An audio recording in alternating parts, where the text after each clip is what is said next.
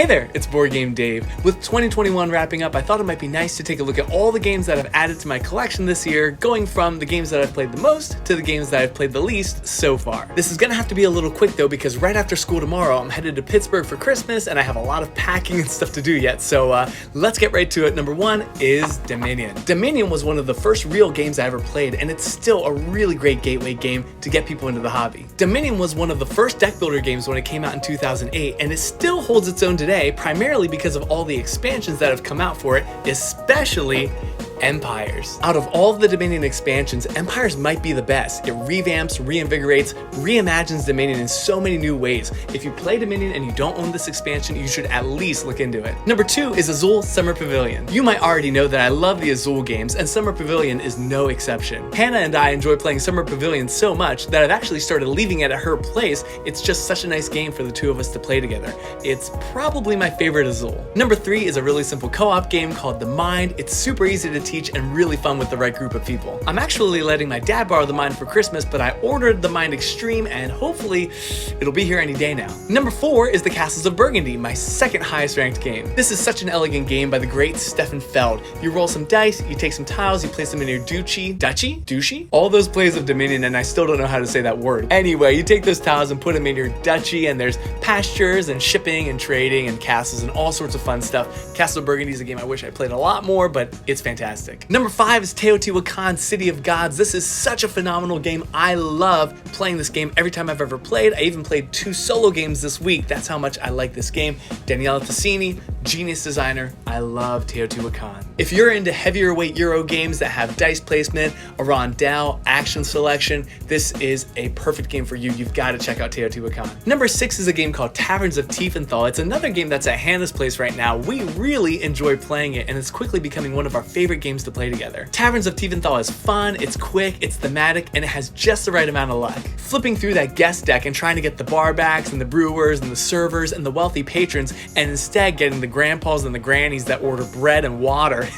It's really fun, and it doesn't feel punishing even when things aren't going your way. Plus, every time we play, we add a new module, so it really keeps things interesting. Number seven is For Sale. I might be teaching this to Hannah's family this week. For Sale is such a nice light filler game in which you're bidding to buy these properties and then you're trying to sell them for a profit. It's really easy to teach, and it plays very quickly even with up to 6 players. I will note that the more players you have, the more fun this game is. Number 8 is Targi, designed by fellow teacher Andreas Steger. Targi is a work of absolute genius. It's so elegant, it's so simple, but at the same time there's so much depth and complexity behind this game. Hannah and I have enjoyed playing Targi, but it can be a little cutthroat as you block each other off certain spots and take the cards that your opponent wants. It can also be a bit of a brain burner, which is not always what we're looking for at the end of a long day of work, but Targi is a phenomenal game. It's the only game, by the way, that I've bought the Geek Up bits for, those upgraded components, and I'm so glad that I did. If you own this game, look into those Geek Up bits. I'll leave a link in the description. Number 9 is Great Western Trail, my third favorite game of all time and my highest ranked game that I own. I first played this game a long time ago, and I knew that I wanted to buy it, but I kept hearing that there was a second edition coming, so I waited and pre-ordered it, and finally it came, and I'm so glad I have the second edition, which comes with a really great solo mode. Great Western Trail is a fantastic game. I love Alexander Pfister. His games are phenomenal. My next 2 games, Riverboat and Lancaster, are both games that I bought this year, played this year, and then ended up selling this year. If you're curious as to why I sold them, you can watch my video right here. They're great games, but I have my reasons for not keeping them in my collection. Just One is my 12th most played game that I bought this year. I just bought this game last week, took it to Cousin's Game Night on Sunday, and it was an instant hit. This is an extremely simple cooperative game in which everybody's going to give a one-word clue to the guesser.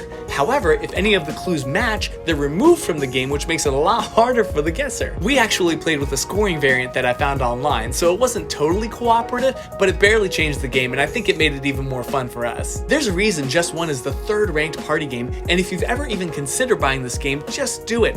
I paid $13 for it, and I know I'm gonna get so much play out of this little game. Number 13 is the first game a student has ever gotten for me. It's called The Crew, The Quest for Planet 9. I am so excited to have this game, and I'm really looking forward to teaching it to my dad and maybe Hannah's grandma, because they've both played a lot of trick-taking games. The trick-taking elements of this game are gonna seem very familiar, but there's a really interesting twist. This is actually a co-op campaign with 50 individual missions. You see, in this game, you're all gonna be working together to complete a mission, but every time you play, the objective's gonna change just a little bit.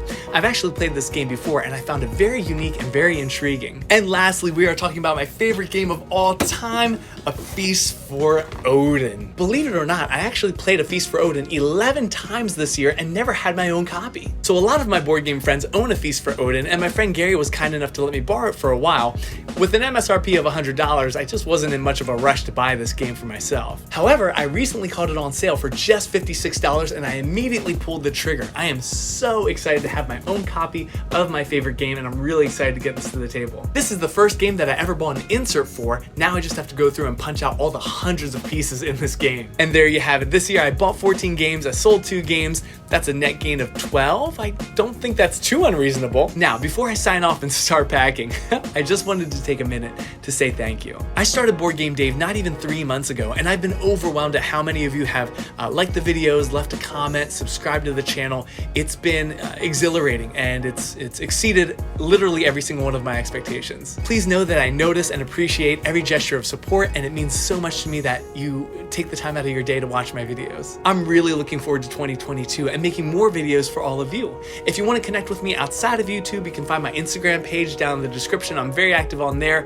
You can also email me at my email address down in the description as well. And don't forget to leave a comment, of course. You can tell me what your favorite game acquisition of 2021 was, or your favorite new game of 2021, or tell me just anything at all in the comments. I don't care what you put down there. I would love to read and react to whatever it is you want to tell me. And in the meantime, have a wonderful week. Take care and happy gaming.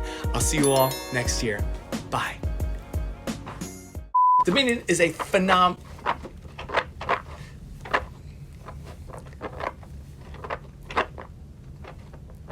Number 5 is Teotihuacan, City of Guys.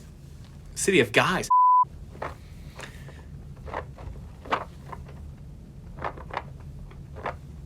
Jeez. Man, why is this so hard?